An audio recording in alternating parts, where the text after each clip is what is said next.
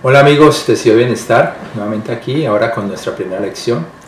El tema para esta lección es el origen de la educación popular, Paulo Freire y la pedagogía con el oprimido.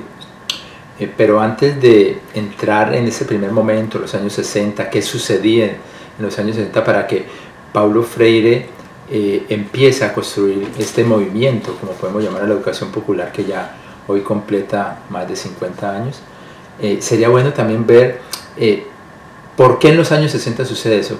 ¿Qué situaciones se dieron anterior a los años 60 para que América Latina se haya transformado en un escenario donde hay una gran cantidad de personas excluidas? Entonces empecemos por decir que la Segunda Guerra Mundial le cayó como anillo al dedo a los Estados Unidos porque llevan 5 años tratando de resolver lo que se llamó la Gran Depresión.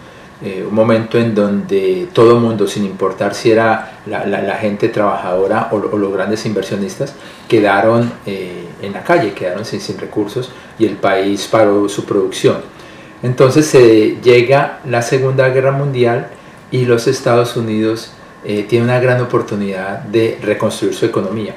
Entonces las fábricas empiezan otra vez a prender motores, allí donde antes se construía una olla, ahora se construían cascos para la guerra, allí donde se construía ropa se construían uniformes, allí donde se construían carros, ahora se construían carros para la guerra, los famosos Willys, allí donde se construían camiones para llevar toda la indumentaria y todos los insumos para la guerra, allí donde se construían herramientas agrícolas todavía muy incipientes, se construyeron tanques de guerra.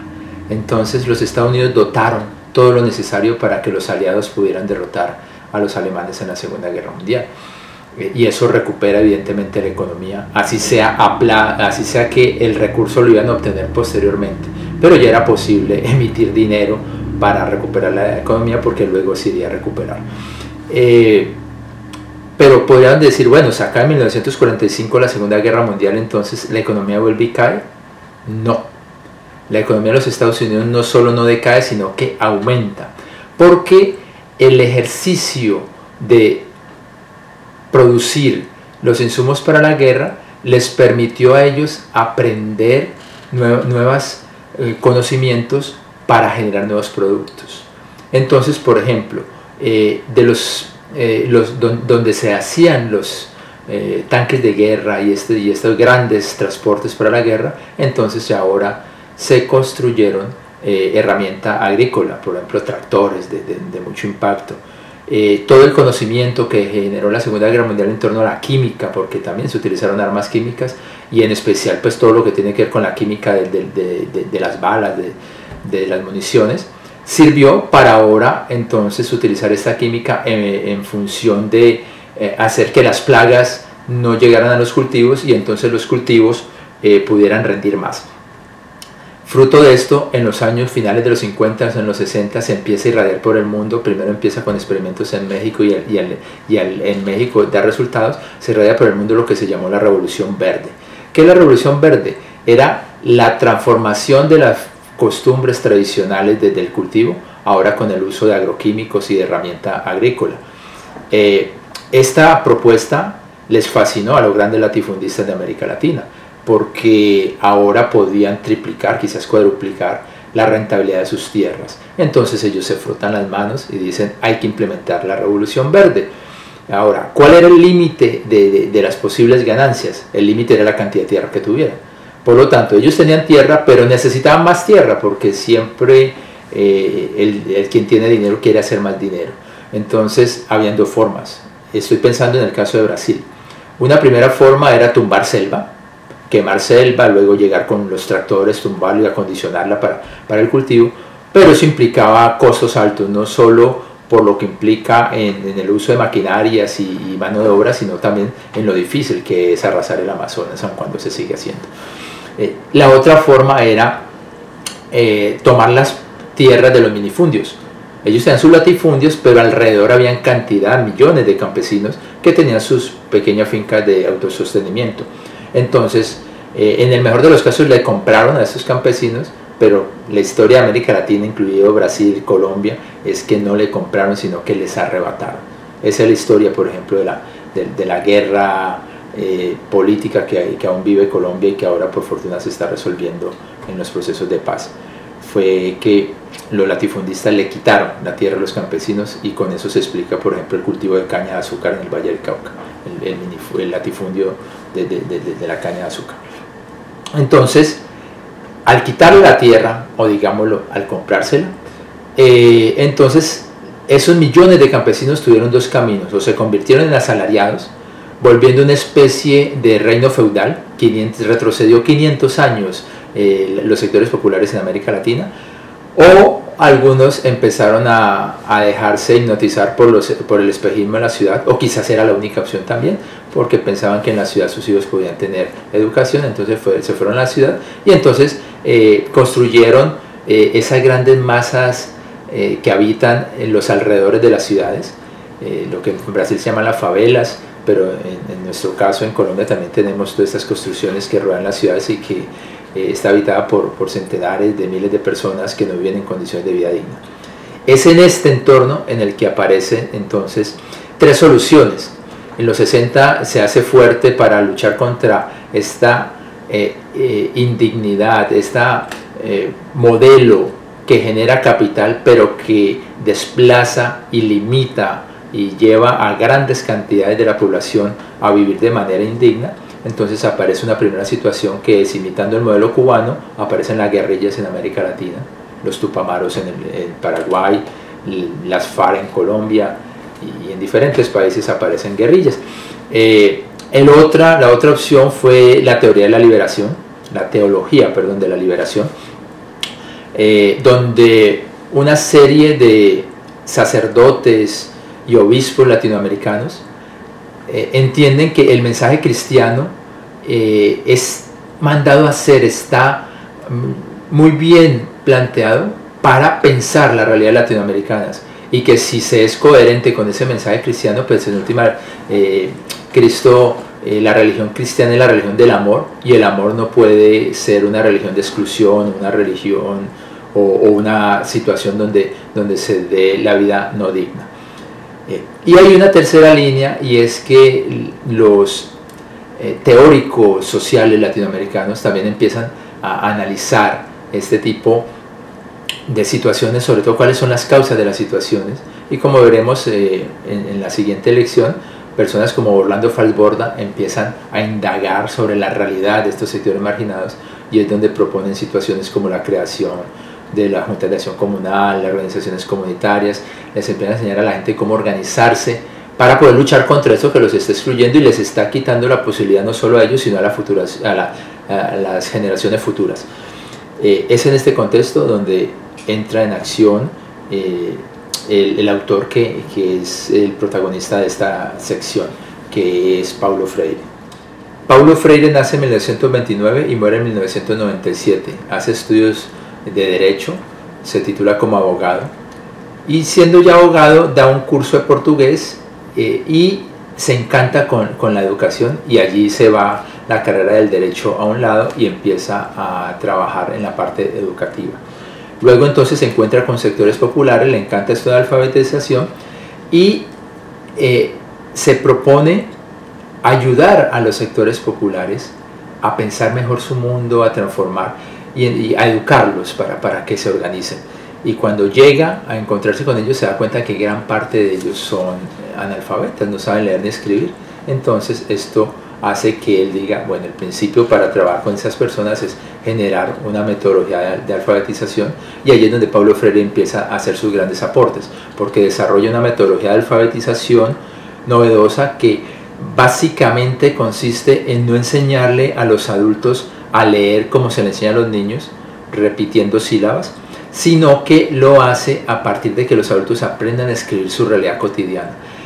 Las palabras del lenguaje cotidiano, el lenguaje oral, que le hacen sentido a la población son las palabras que tienen que empezarse a escribir en los cuadernos. Y bajo ese criterio Paulo Freire desarrolla un modelo de alfabetización que tiene como, por ejemplo, enseñó a leer y escribir a un grupo de trabajadores del sindicato de transportes de uno de los sindicatos de transportes en Brasil en 45 días.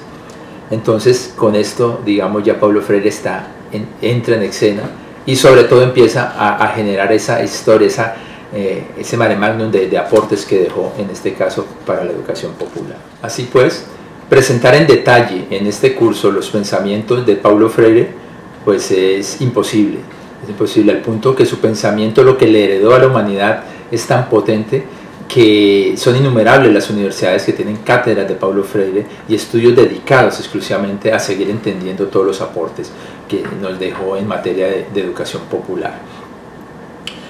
Por ello, presentaré a continuación algunos aspectos de su pensamiento a partir de las frases que cotidianamente nos llegan, y hoy más con el internet circulan muchas frases de Paulo Freire, y estas frases son inspiradoras, ya de por sí son frases que te invitan a entender una posibilidad diferente a la hora de abordar procesos educativos. Lidia María Rodríguez, pedagoga argentina, doctorada en educación y estudiosa de Paulo Freire, nos dice que la pregunta fundamental que se hizo Freire o que está inserta en la propuesta de Freire es cómo la pedagogía puede contribuir a la construcción de una sociedad de iguales, a una sociedad radicalmente democrática.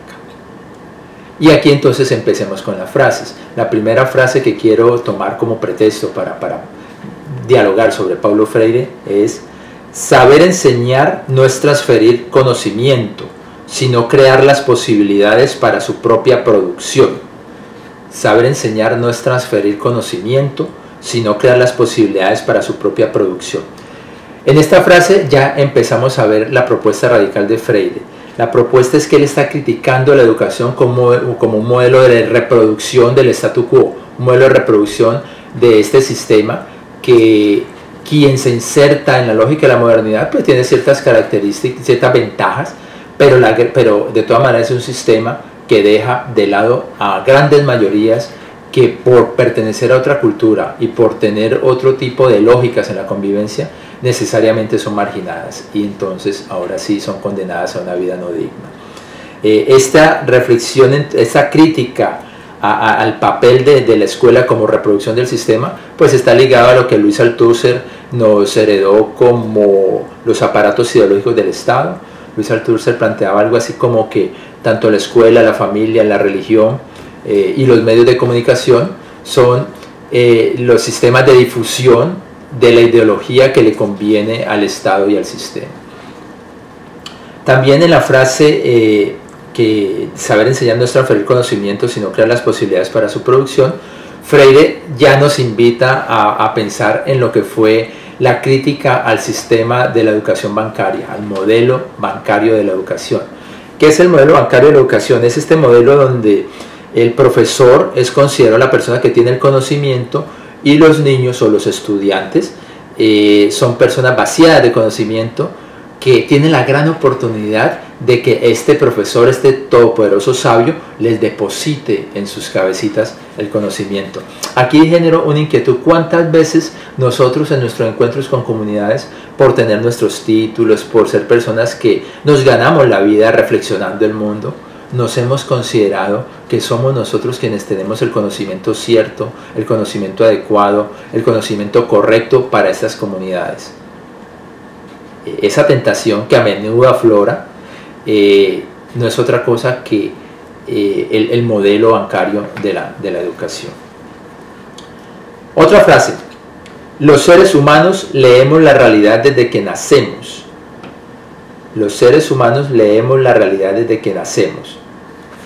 Con eso Freire nos dice algo que ahora está incluso muy de moda. Ahora se dice, justo con toda la crisis del sistema, en donde ya no es suficiente estudiar algo para garantizar con eso el trabajo que te garantizará la vida digna para toda la vida hasta pensionarte, en una época donde las pensiones ya son utopía y donde tener un trabajo constante sí que es cierto que es muy difícil y es solo para algunos afortunados.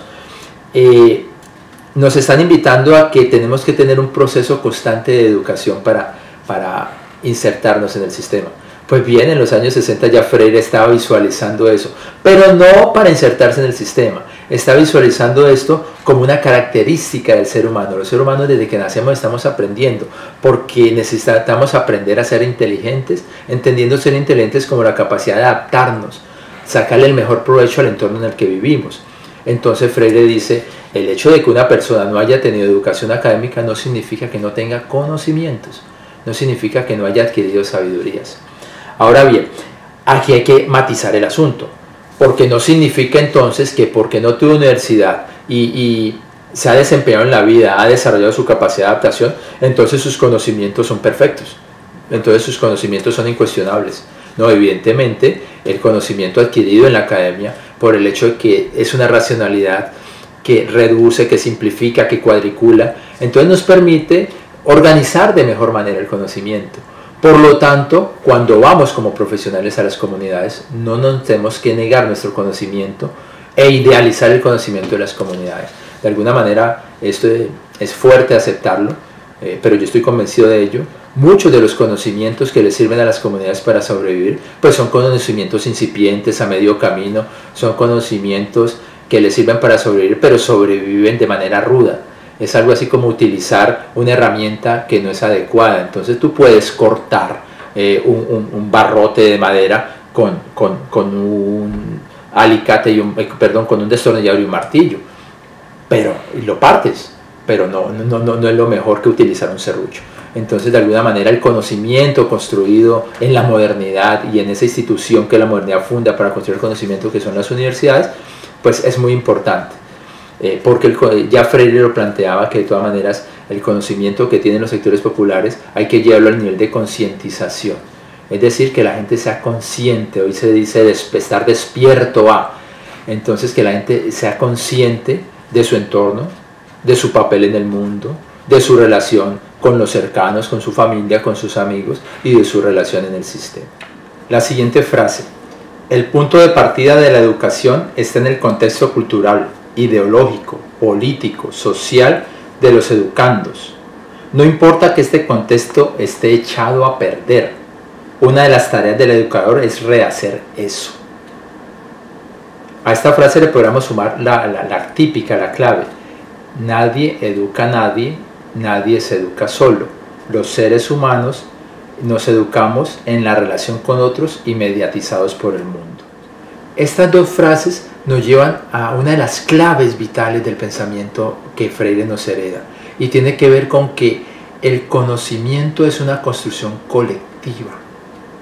El conocimiento se reconstruye en el encuentro con los otros, y cuando él nos dice que el punto de partida de la educación está en el contexto cultural, así esté echado a perder, porque es nuestro papel como educadores populares rehacerlo, nos está diciendo, somos nosotros quienes entramos a organizar la situación educativa para en conjunto rehacer estas perspectivas culturales, políticas, sociales, para que en conjunto podamos diseñar mundos posibles y para que en conjunto podamos concretizar acciones para empezar a caminar hacia esos mundos posibles.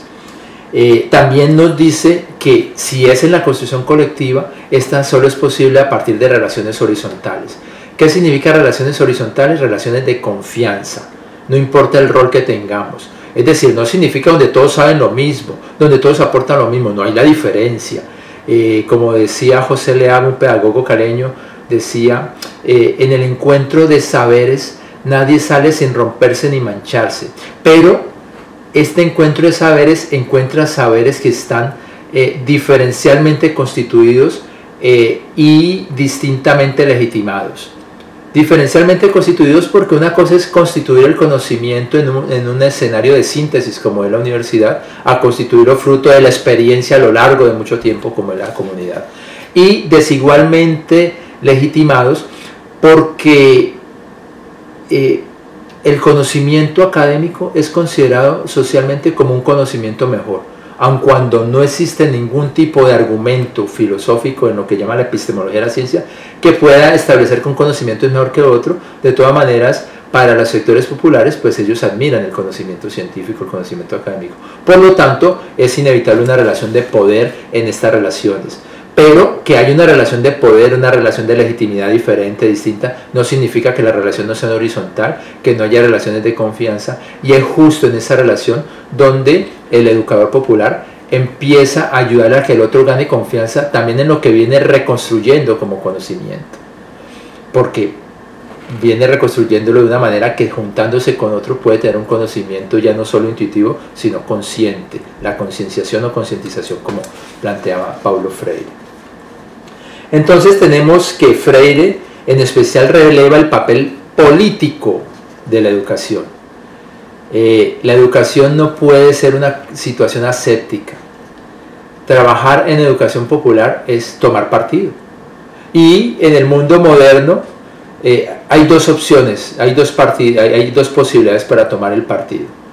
Quizás hay multiplicidad de posibilidades metodológicas para uno desempeñarse como educador, pero hay dos opciones. O tú trabajas en favor de un sistema que es desigual, o tú trabajas en favor de las personas que están siendo víctimas de ese sistema, con la intencionalidad de juntarse con otros y otros, y un día podemos decir el sistema se cambió y ahora es un sistema que camina hacia la igualdad. Entonces, o trabajas en favor de los marginados, o trabajas en favor de quienes los marginan y hacen capital. No es fácil asumir cuestiones dicotómicas, pero en este sentido creo que la dicotomía es insalvable. Finalmente, una frase: el educador tiene que educar, el profesor tiene que enseñar y el educando tiene que aprender. La cuestión es saber cómo se dan estas relaciones de tal manera que sea una práctica democrática. Freire también dice: el educador es también un artista, rehace el mundo, redibuja el mundo, repinta el mundo, recanta el mundo, redanza el mundo. 50 años atrás, 60 años atrás, ya Freire nos marcaba el camino de lo artístico en lo pedagógico. Ya Freire nos decía que de todas maneras diseñar metodologías, organizar procesos educativos, tiene más de creación de lo que el mismo educador cree, de lo que el mismo educador piensa. Por lo tanto, aquí hay una pista importante. Tenemos que seguirnos formando, capacitando para desarrollar estas habilidades estéticas, estas habilidades de poder sentir el mundo, de poderlo percibir desde otras dimensiones más allá de la racionalidad. Un dato final: Freire escribió alrededor de 40 libros y solo uno de ellos, La pedagogía del oprimido, vendió 750.000 libros en inglés y fue traducido a más de 50 lenguas. Lo que podemos concluir es que Freire es uno de esos genios que aparecen cada 100 años.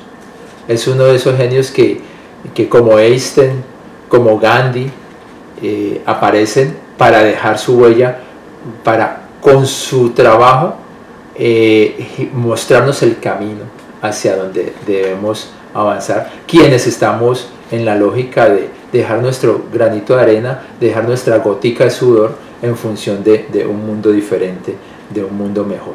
Por lo tanto, como conclusión, la educación popular y su pionero, que es Paulo Freire, es un legado que América Latina le hace al mundo.